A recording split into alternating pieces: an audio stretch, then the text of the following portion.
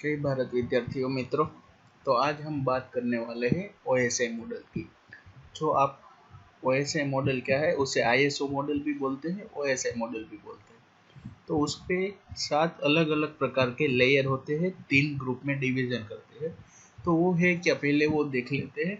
The initial computer network had their own set of the standards and their convention that were quite hardware too oriented. Each manufacturer used to develop their own communication protocol for their network. Thus, the data communication protocol of the network were not compatible with any other network. तो पहले क्या होता था कि हर कोई developer है ना, वो अपने हिसाब से डेटा कम्युनिकेशन की चैनल फॉलो करता था। तो उस ऐसा करने से क्या होता था कि कोई एक पर्टिकुलर स्टैंडर्ड के मुताबिक कम्युनिकेशन जो है वो सही से हो नहीं पा रहा था। तो इसके लिए हमने इंटरनेशनल स्टैंडर्ड ऑर्गेनाइजेशन ने, आईएसओ ने, एक रूल्स एंड रेगुलेशन बना दिए कि हमें इस प्रकार से ही डेटा ट्रांसमिशन करना है, और उसे ही हम बोलते हैं ओएसआई मॉडल, यानी कि ओपन सिस्टम इंटरकनेक्शन। तो ये है हमारे ओएसआई मॉडल।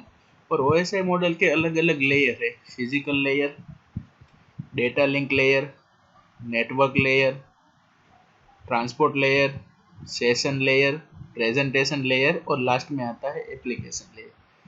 तो ये हम अब बारीक बारीक से देखेंगे कि क्या कैसा लेयर होता है एक दूसरे के बीच में। जय भारत विद्यार्थी मित्रों। तो हमारा subject wireless network and mobile network और wireless communication and mobile communication.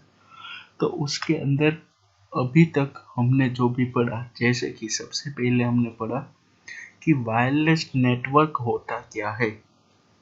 सबसे पहले कम्युनिकेशन क्या होता है, वायरलेस कम्युनिकेशन क्या होता है, मोबाइल क्या होता है, मोबाइल नेटवर्क किस टाइप के होते हैं, किस किस प्रकार के हमें जनरेशन यूज करते हैं, मोबाइल की हिस्ट्री, मोबाइल नेटवर्क की history, wireless history, wireless network की हिस्ट्री, वो सब हमने खत्म करने के बाद, यानी कि हमने वाईफाई पढ़ लिया है, ब्लूटूथ पढ़ लिया है और जीएसएम पढ़ लिया है। अब उसके बाद हमें पढ़ने वाले हैं ओएसआई। ओएसआई यानी कि the open system interconnection. Open system interconnection उसका शॉर्ट फॉर्म है ओएसआई। तो आखिरकार ओएसआई होता क्या है? ओएसआई है एक कम्युनिकेशन का लेयर, अलग अलग डिफरेंट लेयर को हम मर्ज करके एक मॉडल बनता है, और उसे हम बोलते हैं ओएसआई मॉडलिंग। तो आज हम पढ़ेंगे ओएसआई लेयर क्या है। अब जब आपका अभी कोई है नेटवर्क टेक्नोलॉजी जैसा कोई सब्जेक्ट, तो उसके अंदर आप नेटवर्क कौन से है, नेटवर्क की टोपोलॉजी, नेटवर्क के आर्किटेक्चर और टाइप्स ऑफ द नेटवर्क्स, वो आप पढ़ गए हैं, उसका थोड़ा बहुत इस्तेमाल इसमें होगा। और दूसरा कि अभी आप नेटवर्क टेक्नोलॉजी के अंदर कोई HTML जैसा पढ़ रहे हैं, तो जहाँ पे वहाँ HTML खत्म होता है, उसके बाद नेटवर्क टेक्नोलॉजी के अंदर भी ओएसआई मॉडल है, यानी कि जो ओएसआई मॉडल है हमारा, वो दोनों सब्जेक्ट के अंदर कवर हो जाता है। दोनों सब्जेक्ट के अंदर ओएसआई मॉडल हमारा जो है वो आता है, इसीलिए बहुत ध्यान से आपको पढ़ना रहेगा ओएसआई मॉडल क्या है। और ऐसा भी हो सके कि आप यहाँ पे ओएसआई मॉडल पढ़ रहे हो तो वहाँ पे आपको पढ़ने का ना भी मिले, और मिले तो भी रिवीजन के तौर पे मिलता है। तो आप ध्यान से समझ लेना कि ओएसआई मॉडल क्या होता है। सबसे पहले तो ओएसआई का फुल फॉर्म आपको मालूम होना चाहिए, ओपन सिस्टम इंटरकनेक्शन। अब बात करते हैं पीछे है। सबसे पहले तो कनेक्शन। कनेक्शन यानी कि क्या, कोई भी दो चीज है, उसके बीच में कुछ भी इंफॉर्मेशन का क्या होता है, एक्सचेंज होता है, यानी कि कनेक्ट होता है, इसे हम बोलते हैं कनेक्शन। अब है इंटरकनेक्शन, इंटर और इंट्रा और वो सब आता है। तो इंटरकनेक्शन यानी कि एक ही सिस्टम का जो होता है वो कनेक्शन होता है। और कौन सी सिस्टम है हमारी, ओपन इंटरकनेक्शन सिस्टम, यानी कि हो गया हमारा OSI, open system interconnection OSI. ये आपको याद रखना है full form. Clear? The open system interconnection यानी कि OSI OSI model include a set of the protocols that attempt to define and standardization the data communication process। कि जो हमारी डेटा कम्युनिकेशन की प्रोसेस है, डेटा कम्युनिकेशन की process कैसे होते हैं? तो सबसे पहले एक सोर्स होता है। सोर्स के क्या होता है? सोर्स है वो उद्भव स्थान है हमारा मैसेज यानी कि कोई इंफॉर्मेशन यानी कि कोई डेटा का। अब सोर्स से हो जाता है रिसीवर तक, तो बीच में उसका बहुत सारे लेयर आते हैं। जब सोर्स से रिसीवर तक गया तो उसके अंदर फिर चाहे वो सोर्स का कोई सिग्नल हो तो उसे कन्वर्टर करना पड़ता है, चैनल होता है तो उसके अंदर फिल्ट्रेशन होता है। ऐसे अलग अलग प्रोसेस है और उसकी स्टैंडर्डाइज जो है उसे वो सिस्टम को अब हम जो पढ़ने वाले हैं, वो प्रोटोकॉल को जो पढ़ने वाले हैं उसे ही कहते हैं OSI मॉडलिंग। तो क्या है? The OSI model include a set of the protocol that attempt to define and standardize the data communication process। तो ये हो गया हमारा OSI मॉडल। अब वहां से थोड़ा आगे बात करते हैं। The OSI model is the concept that describe how the data communication should be take place। यानी कि डेटा का जो कम्युनिकेशन होता है वो कैसे होता है, उसका एक कॉन्सेप्ट मॉडल है। तो OSI मॉडल कि वो क्या डिस्क्राइब करता है कि जो हमारा मॉडल है उसके अंदर डेटा कम्युनिकेशन किस तरह से होता है, तो उसे बोलते हैं OSI मॉडल। इस divide the process into 7 step called the layer. यानी कि मैंने आपको बोला सोर्स से रिसीवर तक जाने के लिए हमारा जो डेटा है उसे कई रास्तों से गुजरना पड़ता है। तो यहाँ पे OSI मॉडल ने उसको 7 अलग अलग स्टेप में डिवाइड कर दिया है और हर एक स्टेप को यहाँ पे लेयर का नाम दे दिया है। तो हम OSI मॉडल के अंदर जो 7 स्टेप है यानी कि 7 जो हमारे लेयर है वो पढ़ेंगे, कैसे वर्क करता है वो पढ़ने वाले हैं। बेसिक आपको आइडिया आ गया कि OSI मॉडल क्या है कि डेटा कम्युनिकेशन का जो एक प्रोसेसिंग है उसे वो डिस्क्राइब करता है, एक टाइप का मॉडल है। तो अब कैसा लेयर होता है वो हम देखते हैं। उससे पहले OSI की हिस्ट्री। तो हिस्ट्री क्या है? The OSI protocol were defined by the international standard organisation. जो ISO यानी कि इंटरनेशनल स्टैंडर्ड ऑर्गेनाइजेशन है हमारा, उसने OSI मॉडल को डिफाइन किया था। कब किया था? In the beginning of the 1983। The OSI model developed by the representative of the major computer and communication companies। यानी कि 1983 जब इंडिया अपना पहला वर्ल्ड कप जीता, इंडियन तब था 1983। तो बिगिनिंग ऑफ द 1983 में OSI मॉडल जो है वो डेवलप किया गया। किसने किया डेवलप? तो उस समय की जो मेजर कंपनियां थी कंप्यूटर और टेलीकम्युनिकेशन की, उसने एक मॉडल जो है उसे डेवलप किया गया और उसे नाम दे दिया OSI model. The 7 layer are a fit the protocol standard developed by the ISO and other standard bodies including the IEEE, ANSI, ITU, formerly known as a CCITT, Commit Consulted International Telephonic Telegraphics, CCIT। यानी कि ISO model OSI model है वो develop ISO द्वारा किया गया। और फिर ISO तो था लेकिन उस समय की जो बड़ी बड़ी संस्थाएं थी जैसे IEEE, ANSI, ASCII, ITU, वो सब मिलाकर OSI मॉडल को क्या दी गई, उसे एक नया रूप दे दिया। OSI was the officially adopted as an international standard by ISO। और फिर ऑफिशियली जो हमारा ISO है उसने हमारा OSI मॉडल को स्वीकार कर लिया। अब उसका आर्किटेक्चर कैसा होता है? उसकी रचना कैसे होती है, उसका स्ट्रक्चर कैसा होता है वो देखें। According to the OSI document ISO 7498, the purpose of OSI is the follow, कि पर्पस क्या है OSI मॉडल का।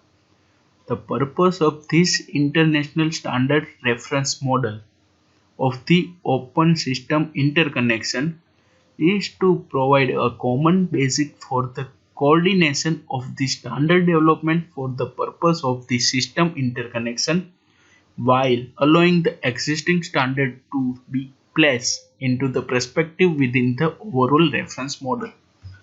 यानी कि मेन पर्पस हमारा OSI मॉडल है उसे डेवलप करने के पीछे का ये था कि जो हमारी ओपन सिस्टम इंटरकनेक्शन मॉडल है, हमारी जो इंटरकनेक्शन की सिस्टम है उसे स्टैंडर्डाइज किया जाए, उसका जो कोऑर्डिनेट है वो सबको, उसके जो बेसिस है वो सबको समझ में आ जाए।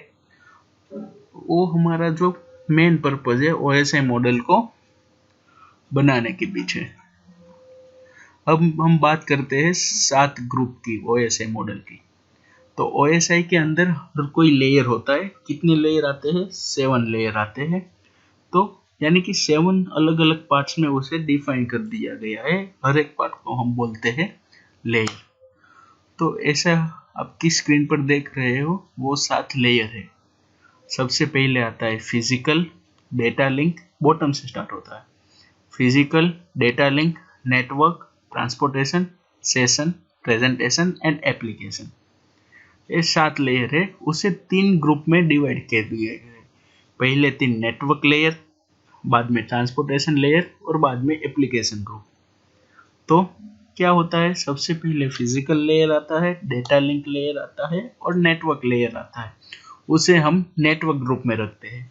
फिर आता है ट्रांसपोर्टेशन, एक ही लेयर है, एक ही भाग है ट्रांसपोर्टेशन ग्रुप का। फिर आता है सेशन, प्रेजेंटेशन एंड एप्लीकेशन, जिसे हम एप्लीकेशन ग्रुप के अंदर रख रहे हैं।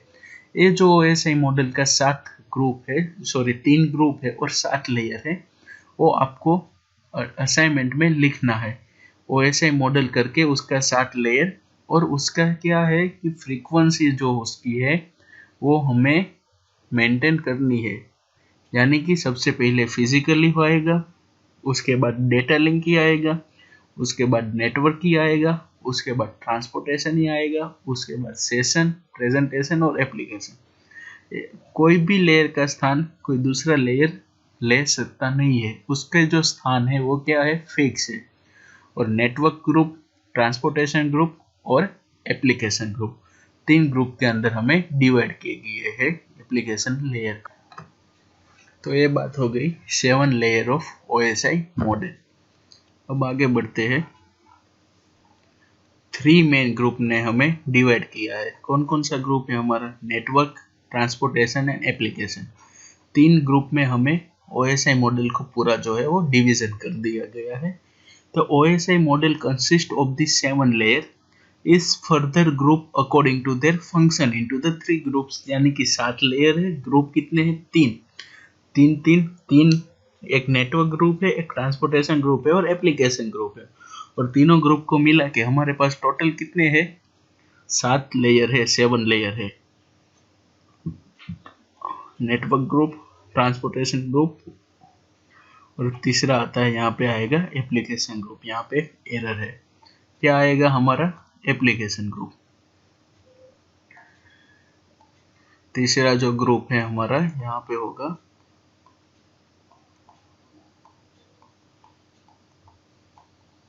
Application group.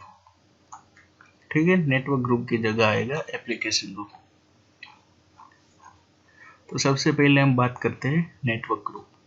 The network group is made of the physical data link and network layer. Network group के अंदर कौन से थे लेयर, 3 लेयर थे, physical, data link and network. बाद में आता है हमारा ट्रांसपोर्टेशन ग्रुप। तो ट्रांसपोर्टेशन ग्रुप के अंदर एक ही लेयर था, सिंगल लेयर, और वो लेयर का नाम था ट्रांसपोर्टेशन लेयर। बाद में आता है एप्लीकेशन लेयर। तो एप्लीकेशन लेयर के अंदर फिर भी 3 पार्ट्स थे, 3 लेयर थे। उसके अंदर था sessions, presentations and application layer. यानी कि 3 प्लस 1 प्लस 3 मिलाकर हो गए हमारे 7 और उसका कॉम्बो को ही हम कहते हैं OSI मॉडल। क्लियर है यहाँ तक? तो ये हो गया हमारा 3 लेयर यानी कि 3 ग्रुप। अब लेयर की बात करें तो OSI में सबसे पहले था फिजिकल, नीचे से स्टार्ट होता था इसलिए सबसे पहले आया physical, data link, network, transportation, session, presentation और एप्लीकेशन। इसका क्रम हमको याद रखना है। फिजिकल, डेटा, नेटवर्क, फिर आता है transportation, session, presentation, application. Physical, data, network, transportation, session, presentation and application. एक ग्रुप, दूसरा ग्रुप और थर्ड वाला group. Network group, transportation group, application group. 3 group, 7 layer, complete the OSI model. अब बात करते हैं फिजिकल लेयर। तो फिजिकल लेयर में क्या होता है? सबसे पहले जो हमारा डेटा जो होता है सिस्टम से फिजिकल लेयर में जाता है और वैसे ही यहाँ पर हमारा हो जाएगा सोर्स और ये हमारा हो जाएगा रिसीवर अथवा तो ट्रांसमीटर और रिसीवर। 2 पार्ट्स हो गए। तो हमारा जो डेटा है ना वो सबसे पहले फिजिकल लेयर में जाता है और वापस भी फिजिकल लेयर से ही आउटपुट हमें मिलता है। फिजिकल लेयर इतना है। This is the lowermost layer of the OSI model. It provided the electrical and mechanical interference to the network medium, यानी कि cable. This layer consists of the simple, the wire or a media by which the network signal are a conductor. Physical layer include the hardware, यानी कि wire, plunge और socket. कि हमारा जो wiring वाला department है वो सब आता है। फिजिकल यानी कि क्या, कि हम उसे देख सके, टच कर सके। यानी कि सबसे पहला पार्ट से हमारा क्या होता है फिजिकल लेयर में, OSI मॉडल में फिजिकल लेयर। और उसके अंदर क्या आता है कि हमारा सिस्टम कनेक्शन होता है, तो वायरिंग होता है, केबल होता है, कोई राउटर होता है, यानी कि हार्डवेयर वाला पार्ट होता है वो फिजिकल लेयर के अंदर आता है। In the other word, this layer represent the physical aspect of the network such as a cable and connector. Cable or connector. The basic function of the physical layer are to handle the voltage, electric pulses, connector and the switches so that the data can be transmitted from one network device to another. यानी कि physical layer का main function क्या है कि जो हमारे voltage है उसे मेंटेन करता है, इलेक्ट्रॉनिक पल्सेस है उसके मेंटेन करता है। क्यों? क्योंकि हमारा जो डेटा है वो इजीली एक सिस्टम से दूसरे सिस्टम तक ट्रांसफर हो सके। दूसरा लेयर हमारा क्या है? डेटा लिंक लेयर, जो क्या होता है फिजिकल लेयर के ऊपर का है, उसे हम बोलते हैं डेटा लिंक लेयर। तो पढ़ते हैं डेटा लिंक लेयर में क्या है। The data link layer. This is the second layer of the OSI model. The data link layer is the responsible for the getting the data package from the physical layer. यानी कि physical layer का जो data है वो बाद में कहाँ पे आता है? डेटा लिंक लेयर में। तो डेटा लिंक हमारा दूसरा लेयर है और data link layer is responsible for the getting the data package. The data link layer is often subdivided into the 2 parts. Logic links controller and medium access controller, यानी कि Mac और LLC। Data link है उसे 2 parts में division कर दिया है। The main function of the data link layer are a handle to the physical transfer, framing, flow control, error control function और द सिंगल ट्रांसमिशन लिंक। यानी कि जो हमारा फिजिकल लेयर, एक बार डेटा हमारा वायर थ्रू अंदर आ गया, उसके बाद डेटा लिंक लेयर क्या कंट्रोल करता है कि हमारा फिजिकल ट्रांसफॉर्मेशन है, फिजिकल ट्रांसफर है, उसे कंट्रोल करता है, उसकी फ्रेमिंग को, फ्लो को कितना फ्लो करना है, कहीं पे भी एरर आ जाती है तो कौन सी एरर है वो वो सब हमारा फिजिकल लेयर के अंदर क्या होता है, फंक्शन होता है, उसके अंदर वर्क होता है। तो data link layer provided the 3 network layer. Data link के अंदर 3 नेटवर्क लेयर होते हैं। सॉरी, डेटा लिंक जो लेयर है वो क्या होता है, हमारा तीसरा जो लेयर है नेटवर्क लेयर, उसके साथ कनेक्टेड होता है। अब बात करते हैं नेटवर्क लेयर की कि नेटवर्क लेयर क्या है। Network layer is the third layer of the OSI model and this layer is to establish the route between the sending and receiving station। यानी कि नेटवर्क लेयर हमारा मेन क्या काम करता है कि हमारा सेंडिंग और रिसीविंग स्टेशन है, उस दोनों के बीच का जो हम रास्ता है वो डेटा को दिखाता है कि आपको यहाँ से यहाँ तक जाना है, उसे बोलते हैं हम network layer. To handle the routing of the data, sending in the right direction in the right destination on the outgoing transmission and receiving the incoming transmission in the packet, the layer does routing then forwarding the diagram। मैंने आपको बोला कि network layer है वो हमारा data जो सबसे पहले हमारा डेटा कहाँ पे आता है, फिजिकल लेयर में। फिजिकल के पास से जाता है डेटा लिंक में। डेटा लिंक में वहाँ पे उसका क्या होता है, चकासनी होता है कि सही है, कोई एरर बेरर है, और वहाँ से फिर वो आके भेज देता है कहाँ पे, नेटवर्क लेयर के अंदर। नेटवर्क लेयर क्या करता है, जो डेटा लिंक से हमें डेटा मिला है उसे रिसीवर तक पहुंचाने का पाथ जो होता है उसे डिफाइन करता है, और हमें इस लेयर का यूज हम इंटरनेट प्रोटोकॉल यानी कि IPT कोड पे करते हैं। फिर आता है ट्रांसपोर्ट लेयर। नेटवर्क ने रास्ता दिखा दिया तो फिर वहां से डेटा क्या होगा, ट्रांसपोर्ट होता है, और ट्रांसपोर्ट होके रिसीवर के पास खुद ब खुद पहुंच जाएगा। ट्रांसपोर्ट लेयर हमारा फोर्थ लेयर है और दूसरा ग्रुप है। It is the responsible for the constructing stream of the data packets, sending end checking for the correct delivery. कि हमें ट्रांसपोर्ट यानी कि हम क्या करते हैं, यहाँ से हम कोई कुरियर भेजते हैं तो क्या होता है कि ट्रांसपोर्टेशन में यहाँ से वहाँ तक जाता है तो वो डिलीवरी करता है। This layer manage the end to end control and error checking. यानी कि एंड टू एंड कंट्रोल यानी कि for the example determining the whether all the packets have the arrive, कि सभी डेटा जो है हमारा वो यहाँ पे आ गया है, कोई छूट तो नहीं गया है, बस वैसा चेक करता है transportation layer. The transport layer ensure data is the successfully send and receive between the two nodes. वो क्या चेक करता है कि हमारा दो नोड से सेंडर और रिसीवर दोनों के बीच में डेटा प्रॉपरली सेंड प्रॉपरली पहुंच तो गया है, उसका पाथ में कोई अड़चन तो नहीं आया है, डेटा लॉस तो नहीं हुआ है, वो चेक करता है transportation layer. If the data is the sent incorrectly, this layer has the responsibility to ask for the retransmission for the data.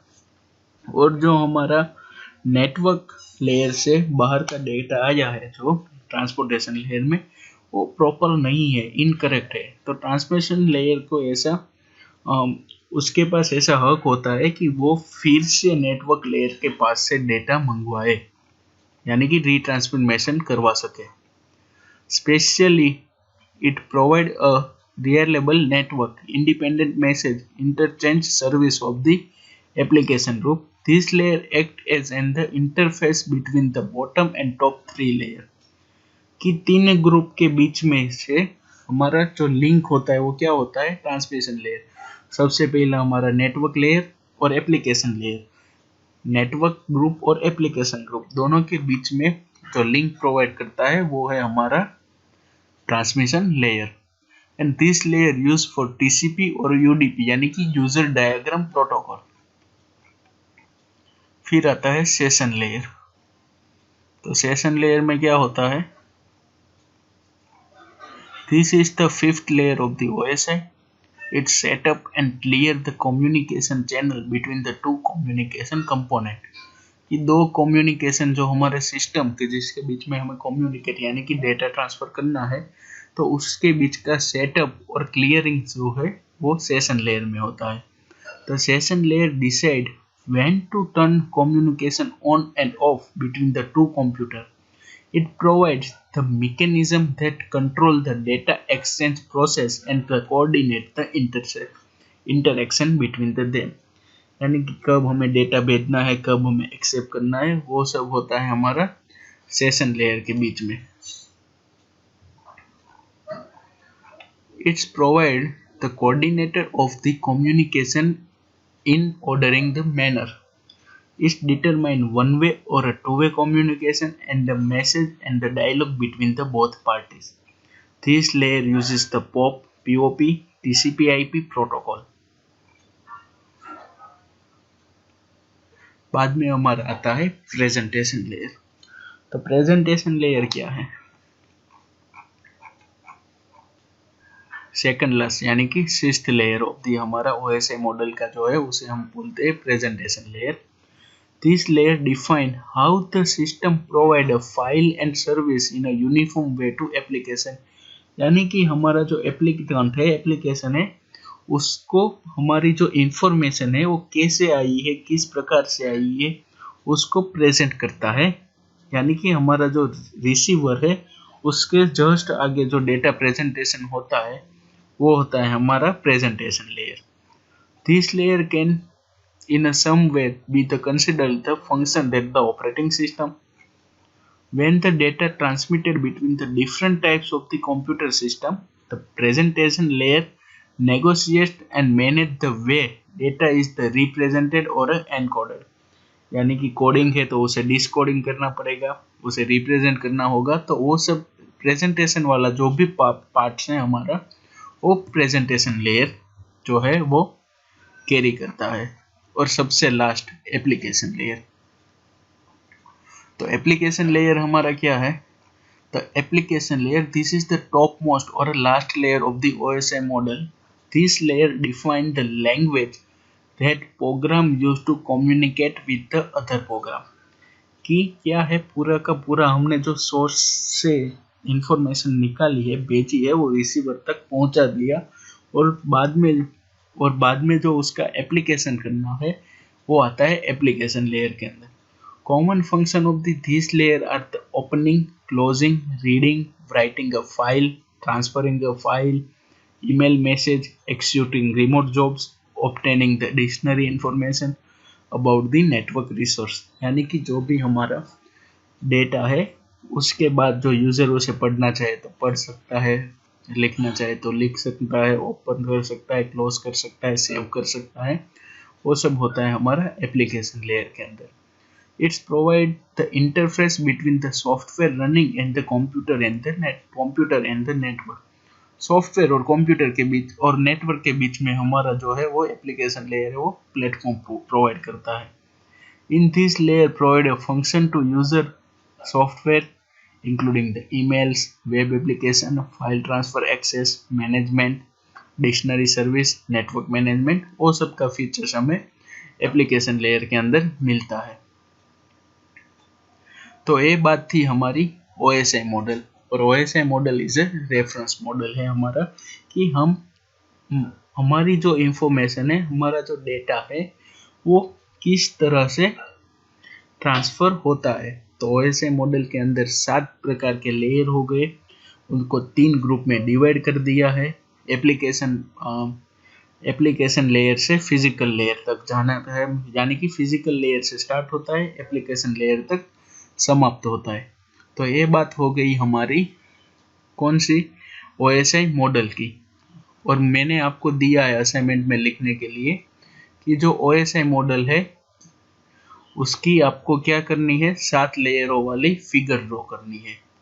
OSI model की आपको मुझे जो लेयर वाला है, बाय लेयर एप्लीकेशन लेयर से लेके अपर मोस्ट लेयर तक और कैसे डेटा ट्रांसमिशन करना है, वो आपको फिगर ड्रॉ करके असाइनमेंट में सबमिट कराना है। तो ये बात हो गई OSI मॉडल। बहुत ही छोटा सा हमारा टॉपिक था, लेकिन बहुत IMP टॉपिक है OSI मॉडल, रेफरेंस मॉडल। किसने उसे, वो ISO के स्टैंडर्ड है, उसकी हिस्ट्री कैसी थी वो मैंने आपको बताई। हिस्ट्री और उसका कोई ज़्यादा इम्पोर्टेंस नहीं है, लेकिन जो 7 लेयर है और वो लेयर के फंक्शन वो मेनली इम्पोर्टेंट है। तो OSI मॉडल था हमारा छोटा सा एक चैप्टर, वो आज टॉपिक हमारा कवर हो गया OSI मॉडल। नेक्स्ट चैप्टर में, नेक्स्ट लेक्चर में हम नया चैप्टर पढ़ेंगे। तो ये बात हो गई OSI मॉडल।